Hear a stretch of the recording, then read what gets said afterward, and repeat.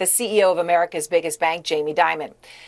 We're here in Detroit, where J.P. Morgan has invested billions of dollars. And one of the key businesses that helped revitalize this one bankrupt city was banking. And the big question tonight is, what sort of relationship will big business, which is at the core of capitalism and at the core of New York City, what will they have with the new Democratic Socialist mayor, Zohran Mamdani? So I asked Jamie Dimon about his relationship with Mamdani. Here is our exclusive interview.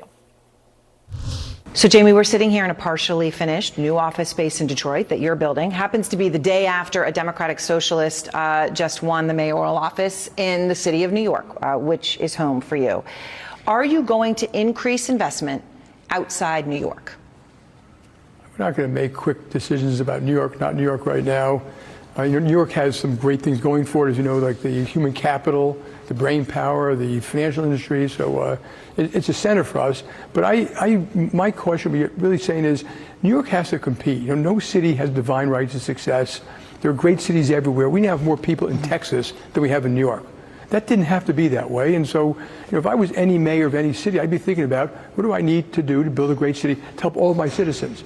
And all the things that create good competition. You talk about more people in Texas. All right, Zohran Mamdani, recently in a conversation I had with him, he said something that I wanted to play for you. Here he is. Do you like capitalism? No, I have many critiques of capitalism. You had recently referred, Jamie, to his platform such that you understood it as Marxist, was a word you used at a recent conference. Now, I know you just built that skyscraper in New York, right? You're $3 billion in. You can't just walk away from that, even if you wanted to. You got 24,000 employees, I believe, in New York altogether. I guess this is a very basic question, because during this whole mayoral election, there was a lot of talk of this. Do you think any of those employees are actually going to get up and leave New York City because Zohran Mamdani is mayor? So, first of all, people have left New York City. You've seen hedge funds and certain banks and Ken Griffin, and I think it's a bad idea. I mean, you want to have a very competitive city. And I don't want to use labels. The important thing to me is policies that actually work. Do you make crime better? Do you make the schools better? Do you make the health system better? I want to lift up all citizens, too. I've seen a lot of mayors and governors say things like that, and they fail to do it because their policies may not be so bad, but the implementation stinks. So to me is get this stuff right. Learn. He's a young man. Will he get good at it? I see a lot of people in big jobs, including political jobs, they grow into it. They're learning, they're trusting people, they're figuring it out, they'll make mistakes, they adjust. I've seen a lot of people, they kind of swell into the job. They get worse. It all becomes about them or something like that. Ego. I'm hoping he's the good one. And that will be important for the future of New York. So he did talk about you specifically today. Actually, at his first press conference, our Gloria Pazmino asked him about you, and I will play for you what he said. I look forward to meeting with Jamie Dimon and meeting with anyone who is concerned about the future of our city and is invested in the vitality of that same city. I think it is critically important that we start to embody a style of leadership that does not demand agreement across every single issue in order to even have a conversation. You've been doing this job a long time, okay? But this is a new challenge, right? When he says, he wants a leadership that doesn't demand agreement across every single issue in order to have a conversation, that's one thing. But back to what he said a moment ago, can you agree to disagree on something as fundamental as capitalism? Look, I don't know what he means by capitalism. And when I read a lot of people, they say that these flaws are capitalistic flaws. They're not. Public policy works. There's income problems in communist countries and socialist countries, and healthcare problems in communist countries. There are bad policies that cause those outcomes. It's not necessarily capitalism. So when you say, what is your goal? I want to lift up all citizens, too. Well, you've talked about income inequality. Right. Of course. I think we have a problem. I think we have not lifted up the bottom 20% of society because their schools aren't working. We got to acknowledge that. How do you fix the schools? You got to acknowledge the problem. Their income didn't go up enough. I would double the earned income tax credit. Their crime is worse in those neighborhoods. So while they're being lectured to by other people, they're the ones who go to crime-ridden neighborhoods.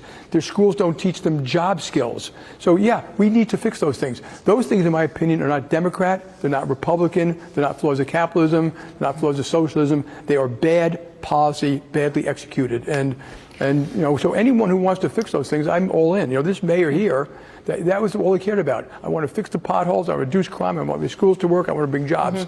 And you know what? Unemployment here 23% to 7%, and this city had gone bankrupt, right? And now it's investment grade. You know, and they did it, as you point out, right? One of the first calls that Mayor Duggan here in Detroit made was to you. And there were I called him. You called him. I'm Yeah. sorry. And you talked. He rolled out the red carpet. He wanted you here. He wanted other big business here. He did things like tax incentives. Obviously, what we've heard from on policy in New York has been something different: an increased corporate tax rate, increased individual taxes at the high end. But in the context of what you've done here in Detroit, right? $2 billion that you've invested over the past dozen years. Mamdani said something else last night that hits right here in this room where we're sitting, and I'll play that. We will prove that there is no problem too large for government to solve. Okay, so obviously I picked that for a specific reason.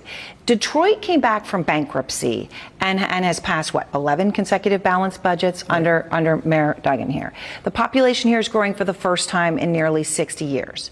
But the reason for all that, I would imagine you believe, is because the problem was too big for government to solve alone, right? Yeah, I think, first of all, the government and business have to collaborate. If you just think one alone is going to fix the problem, you're probably not going to succeed. And government, and I'm not talking about the city government has to, they take your money, they should say what they took it for, what was the outcome. So we don't acknowledge that the inner city schools in New York aren't doing a good job for those kids. That's number one. I don't care if you're a union member, a parent, someone like me, we have a problem. Then you decide how to attack that problem. How do you get them the jobs and skills? And there are things that work. We learn things that work in Paris. We think things that work in Dallas. We think things that work in the aviation high school near Jackson Heights, where I grew up. That's what I care about, is getting the policy right that actually matters, and that can help a city. Getting the policy wrong, it'll be a disaster. So, government, the heavy-handed government has failed at so many things, and that we should acknowledge that. So, when you look at America and they look at this, what they call, I'm talking about D.C., the swamp of D.C., they want to know what happened to their money. How come the FAA is antiquated? How come the Veterans Affairs doesn't do a better job for its citizens? How come affordable housing is not affordable? How come we can't build pipelines that create cheap, good, low CO2 gas in New York City? How come we can't build new schools? How come we already spend like $800 billion in K-12, and then we complain about it.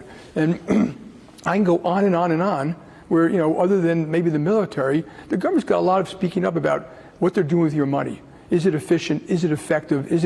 How is it being used? And sometimes, as a business person, I always ask first, am I already spending what I'm doing well before I ask for more? I know you had a brief conversation with Zohran Mamdani, or at least he told me that you did. Yeah. And I got the impression it was pretty recently, yeah. No, but it was a long time ago, because I had not gone to a meeting. I was just telling him I didn't not go to avoid him. I was out of the country. And I said, feel free to call me, and we have not spoken since. I left a message today. You left a message today? Yeah. Okay. So obviously you're willing to meet with him anytime.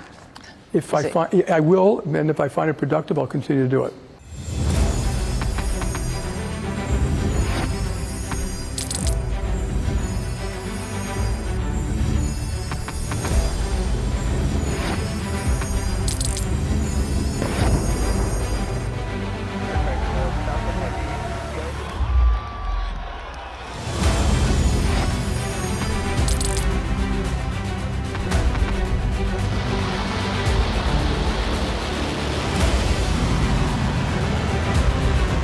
Been fighting so long and so hard that they don't know what the they're doing.